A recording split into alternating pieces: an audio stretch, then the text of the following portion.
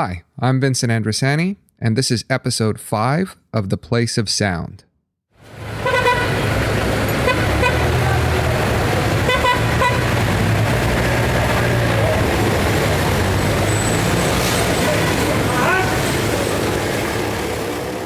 Thanks very much for tuning in to this episode, and thanks also to those who've been following along through the first few episodes of the show. For those who are listening for the first time, The Place of Sound is a show that explores the theme of space, or the social geography, using sound and listening. We do so through a variety of audio media production formats, so you can expect to do a few different types of listening in a single show. Episodes consist of what we refer to as audio portraits, or oral history style interviews that explore the topic of home. Soundscape compositions, which use everyday sounds to explore a particular place and that communicate the personal significance of that place according to the composer. And we typically end the episode with a short podcast, which comes in a variety of audio media formats, usually a host-led exploration of a given topic.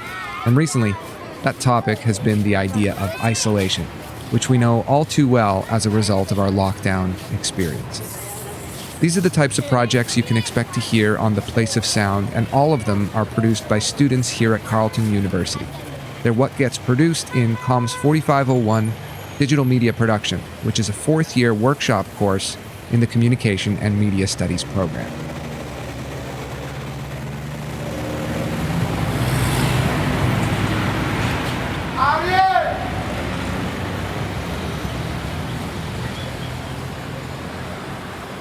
In the last episode, we listened to some great projects by Megan Daher, Iman Hersey, Catherine Hammond, Hannah Calmisto, and Calvin Yu. We have another round of great projects this time as well, but before we listen to them, we'll pause for a quick announcement by Xiaotao Zhong and Savannah Platt. Xiaotao and Savannah are members of the Communication Undergraduate Student Society in Carleton's Bachelor of Communication program, also known as CUS. Xiaotao is the president and Savannah the vice president, and both are fourth-year students in the program. They're going to take a minute to say a few words about CUS, what it is, what it does, and if you're a communication student, how you might participate. Hi, my name is Taya. And I'm Savannah, and we're from the Carleton Communications Undergraduate Student Society, also known as CUS. So you're probably wondering what CUS is. It is a student society ran by students for students interested in the communications field. CUS hosts events, a mentorship program, and opportunities to network. Some of the events that we host are the Comms Annual Gala, Pints with Profs, mingling events, and professional development workshops. This year, CUS held the first annual Black Communicators Conference, focused on highlighting the voices and experiences of Black individuals working in the communications field. CUS also has a mentorship program, which pairs first and second year students with third and fourth year students. I was a part of the mentorship program myself during my first and second year as a mentee, and it was really helpful during my first couple of years of my university transition. My mentor helped navigate me through school life, course recommendations, and was a friend to add to my network. I was also a mentor during my third and fourth year and gained valuable leadership skills to add to my resume. CUS has been a huge part of Savannah and I's undergraduate degree, allowing us to grow as students and as working professionals. CUS is a great way to get involved, meet new people, and gain soft skills to add to your resume. If this is something that interests you, be sure to follow us on our social media at Carleton CUS and stay up to date with our new and exciting events coming to you in the new school year. As Taya and Savannah mentioned, if you're a communication and media studies student, it'd be worth staying up to date with what CUS has planned. They do some excellent programming through the school year, and it's a great way to get involved with your peers in a meaningful way.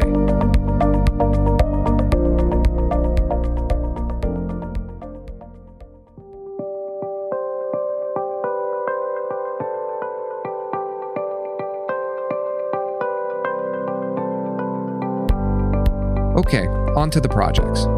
In this episode, we'll listen to an audio portrait, a soundscape composition, and a podcast. 3 projects in total. The audio portrait is by Claudia Gleason and is on the topic of home. Claudia's project features her friend Emily, who speaks about home as something that's always in flux, always changing. The soundscape composition is by Junique Gooden, and the podcast is by Xiaotao Zhong, and both projects are reflections on their pandemic experiences. Junique's composition makes use of environmental sound, which is an important element of soundscape composition, but it emphasizes the vocal narrative by performing spoken words inspired by the onset of our first lockdown 1 year ago. Xiaotao follows this up by narrating his experience of having his flight to Beijing redirected to Xi'an, where he spent 14 days quarantining in a hotel before he was allowed to return home. Claudia will introduce her project herself, but I'll jump back in to introduce Junique and Xiaotao's work before we listen to it. Claudia, over to you.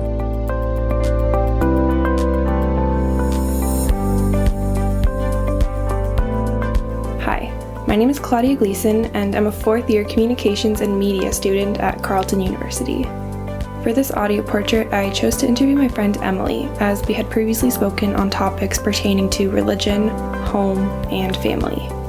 Over the next couple of minutes, it will become increasingly clear that the only constant for Emily is that home is continuously shape-shifting, adapting, and evolving.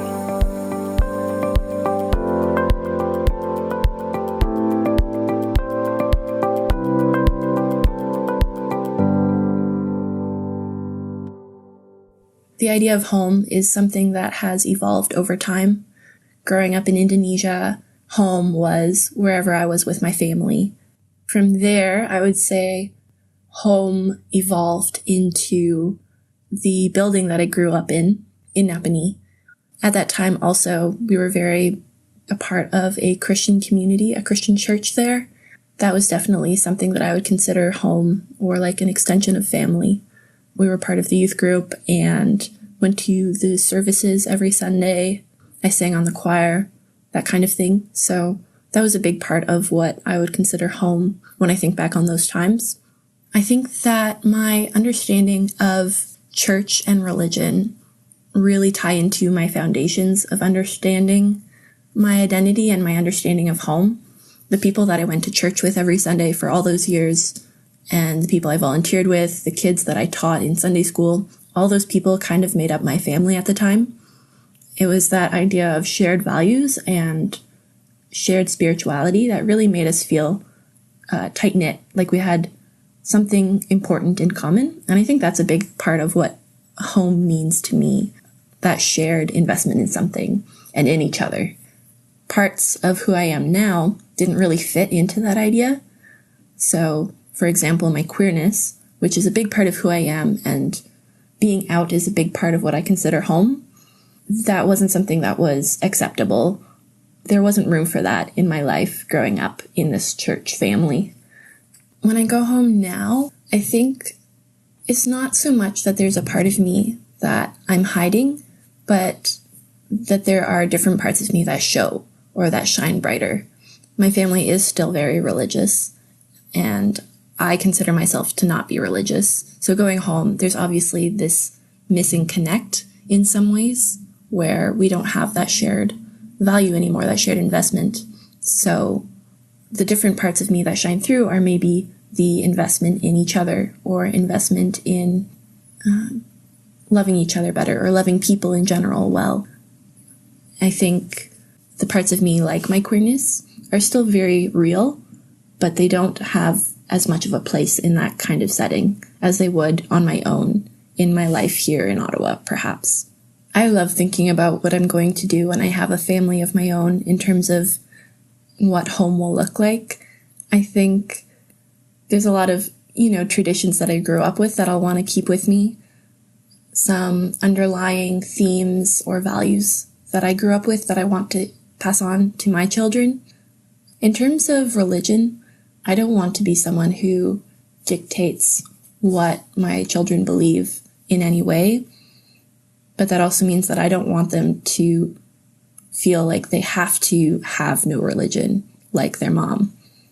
I had a therapist when I was younger, and the one thing that I took away from that was when she said, "The I is the home," which means that you are the only thing that you take with you.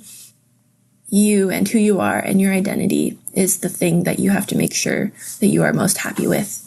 and that you find the most joy in. So for me, that's been a really important part of my journey as I try to figure out where my home is. The following piece is by Junique Gooden and is titled "The Day the Earth Stood Still." It's a piece that Junique produced as the city of Ottawa, and much of the world for that matter, began closing down in March of last year. It's a piece that helped Junique think through what it was that we were collectively going through at that moment, and in many ways, we're still going through today. Junique borrows from the genre of soundscape composition in order to give life to her ideas, but it's her spoken word performance that really drives the piece. Enjoy.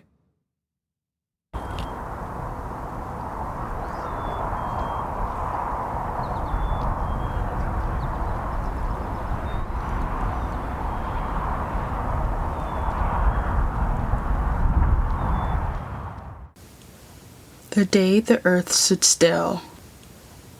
The streets were bare as cars remain in their driveways. Stores that were dark are only filled with the light of the sun and moon.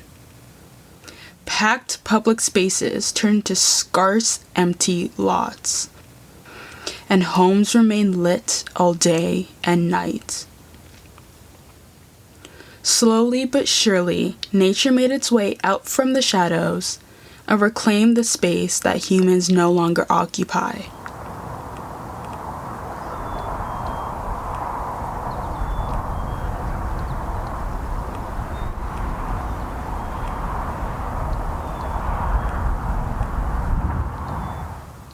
Walking along the wooden bridge, making my way to see nature at its core. Passing by the lonely brown bench that sits between the path to nowhere and the bridge to civilization. The howling wind and trees swaying as spring comes into effect.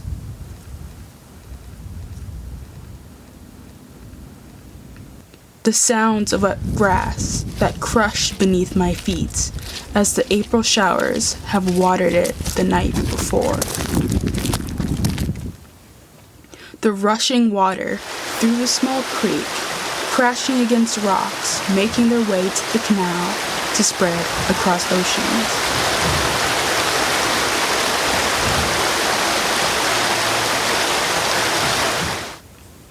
The woodpecker drilling away for their next meal that hides behind the tough bark of blooming trees.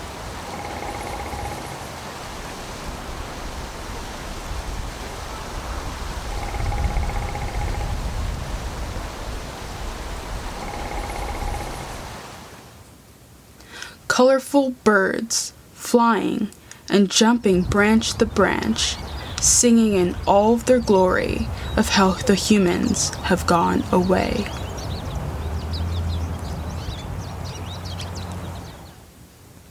As nature begins to thrive again, moving freely across skies, ground, and waters, it's apparent that nature is coming back again.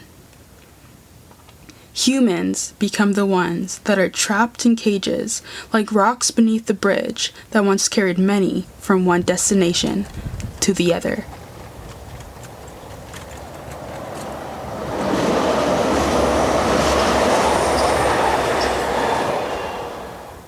Creatures that were once hushed by the city streets, abruptness of construction, and the chaos of humans now flourish during the stillness of the earth.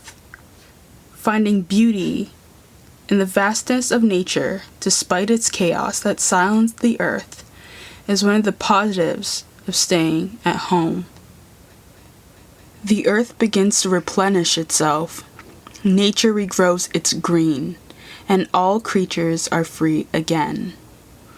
For so long, the earth was gasping for air as pollution sat heavy, burning in its lungs, filling up with dark oil. Nature cried. Its beautiful tresses were cut and sold to the highest bidder, and the creatures all hid in the shadows, trying to avoid destruction that was on the doorstep of their homes. One of my hopes after this unusual time is that people begin to realize how happy the earth has been without our presence, how it thrived, sang, and untroubled it was without the constant manipulation of its frame. But earth is a business. Benefits outweigh the risk, and it thinks it can harvest without water. Till the earth starts moving again, may nature and all of its living creations enjoy its freedom as human occupation disrupts nature and all of its beauty.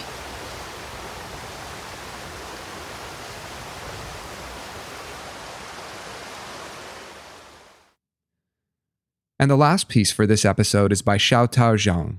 It's titled Life in Quarantine, and in it, Xiaotao recounts his experience traveling home to Beijing from Ottawa in the midst of the pandemic. Because flights weren't being accepted directly to Beijing at the time, Xiaotao was redirected to Xi'an, where he quarantined in a hotel for 14 days before being allowed to travel home. This piece is a reflection on that experience.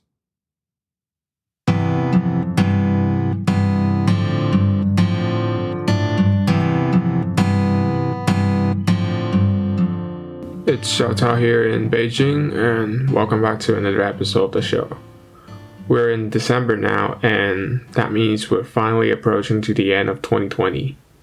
I'm sure 2020 has been a difficult year, a tough year for a lot of people, because of the outbreak of the coronavirus, which already caused more than 1.5 million deaths around the globe now. So many people's life routine has been changed because of what we call the new normals in 2020. Which include practice social distancing, work from home, wear a mask, and so on. Isolation has become a trend word in 2020. We're talking about both physical isolation and social isolation. In today's episode, I want to share a story of mine, a unique isolation experience when I came back from Ottawa in June this year.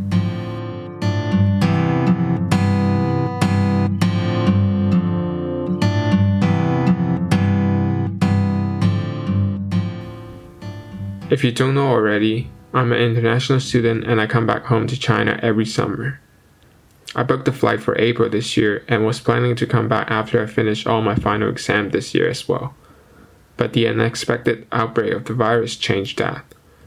Because China announced the international flight restriction in March, my original flight got cancelled and it was rescheduled in late May. At that time, China also has implemented the inbound traveler quarantine policy. All the international flights to Beijing were being redirected to one of the other cities as what they called the first point of entry. Travelers were subjected to a 14-day mandatory quarantine in that city. They also needed to test twice negative for the virus so they can proceed to Beijing after the mandatory isolation. My flight was redirected to Xi'an, one of those first point of entry cities.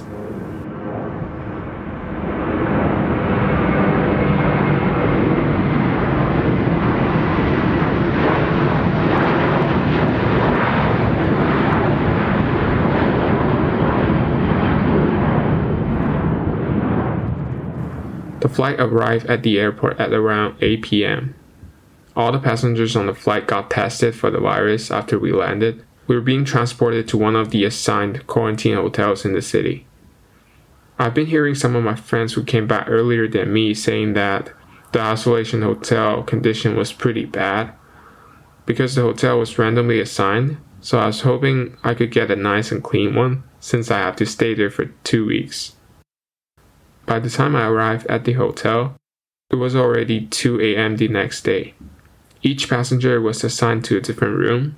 Luckily, this was a 5-star hotel located in the downtown area. Honestly, I was excited to see the room was clean, but once the quarantine started, I realized it wasn't what I expected. Life in this quarantine was completely different from my previous days in Ottawa. The biggest difference here was this quarantine is mandatory and I had no choices. In Ottawa, we were asked to avoid going out unnecessarily, but I was still able to go to the grocery store once or twice a week to get some necessities.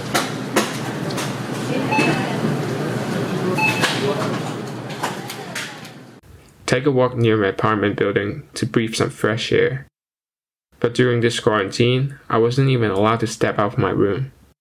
Being confined in such a tight space for 14 straight days brought me anxiety and loneliness. Sometimes I really felt like I was living like a prisoner in the cell. There's no freedom here. I was not allowed to order food from local restaurants. Instead, what I got was a small table in front of my room. When breakfast, lunch, and dinner time approached, the hotel staff in protective suit would deliver the food to my door for me to pick up. And obviously, the food there wasn't the best. There was a snack menu provided by the hotel that we can purchase some extra food and drinks, but they were insanely overpriced. Every morning at around 10 a.m., the medical team would do a room check for every room.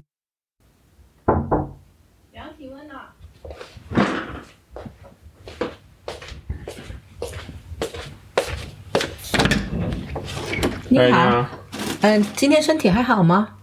还不错。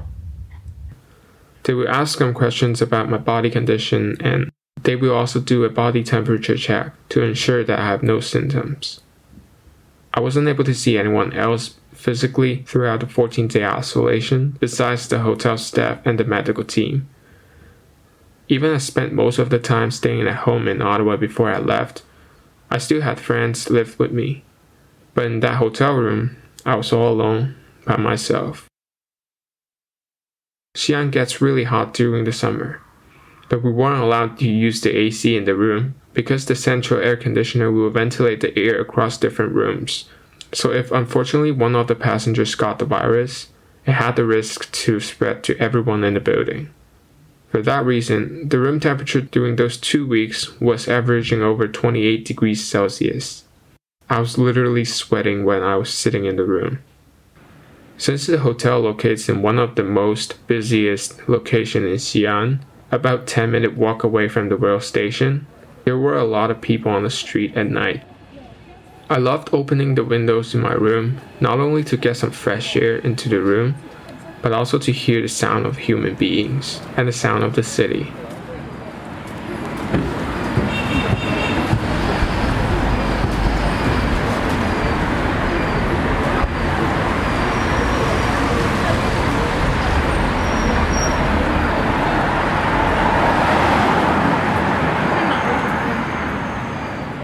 In contrast to the silence in my room, those sounds are so close and familiar to me, since I can literally see what is happening out there through the windows, but at the same time, they're so further away from me because I've been confined in this hotel room. It was at that moment reminds me all the good memories. I miss the normal days, the days before 2020 when everything was fine. I miss the days going to a football match, the days going to the cinema, the days going to my favorite restaurant, or even the days as normal as walking on the street without wearing a face mask. I missed every single day that everyone used to take for granted. I miss the feeling of freedom.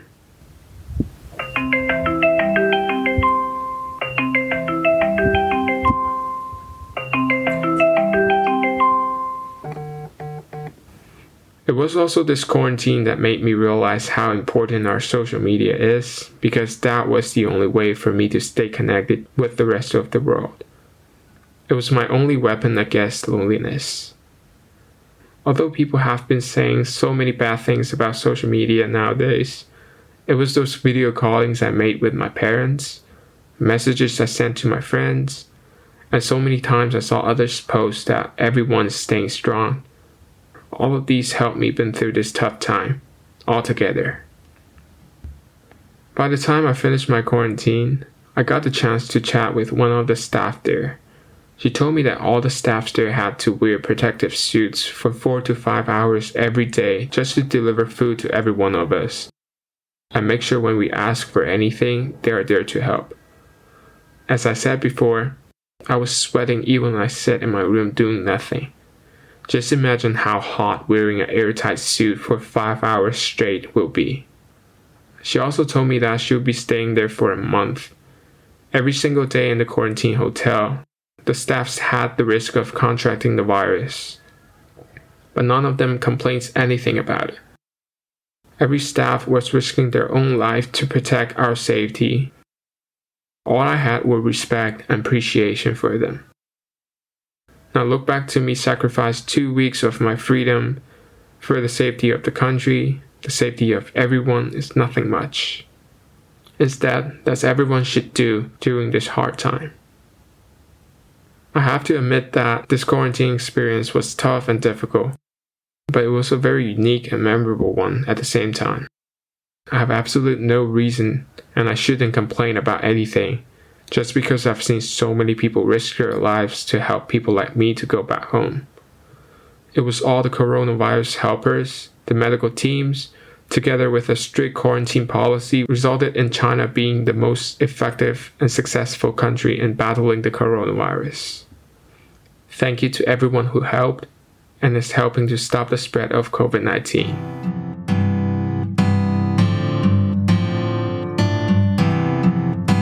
Thank you for tuning in to today's show. I hope you are having a great day, and make sure you're wearing a mask and staying safe. I'll see you next time.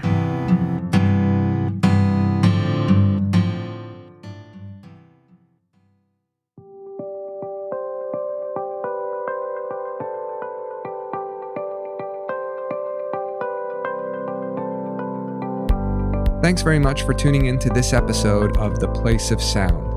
I hope you've enjoyed some of the stories you heard, and I can promise that there's so much more just like this in future episodes. To hear them, tune into CKCU Radio every other Monday at 6:30 p.m., browse the archive on ckcufm.com, or visit the website at theplaceofsound.ca.